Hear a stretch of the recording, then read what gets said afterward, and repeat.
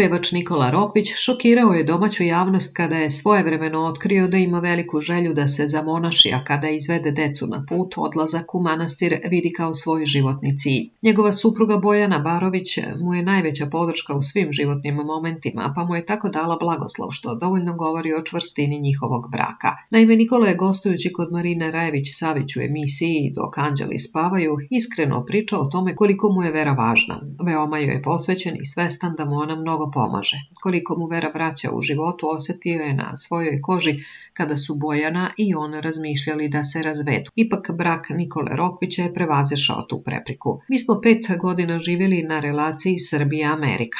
Trpi moj posao ovde, njen tamo, pa se dešavaju svađe u vezi. Rekli smo u jednom trenutku da ćemo da se raziđemo. Teško mi je bilo, a mučili smo se mnogo.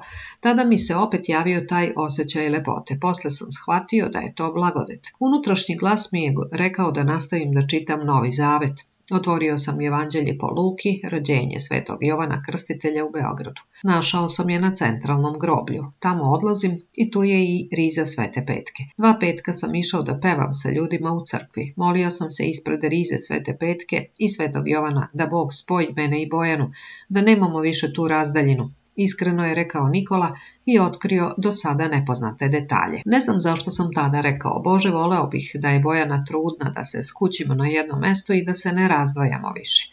Rekao sam u jednom trenutku da Bog postoji samo ako je Bojana trudna. Ona posle dolazi iz Amerike i daje mi poklon. Dok sam uzimao, ispod poklona mi je dala u ruku i test na trudnoću. Tad sam se šokirao, nisam mogao reč da izgovorim. Dakle, Bog postoji i sa druge strane ostvarila mi se ta velika želja. Posle nekoliko dana Bojana mi kaže da je sanjala ženu u crnom, da joj je prišla da joj kaže da se ne brine i da će sve biti u redu. Rekao sam joj tada da je to bila Sveta Petka. Leona nam se posle rodila na dan Svete Petke Trnove, a krštena je na dan Svete Petke Srpske, ispričao je Nikola.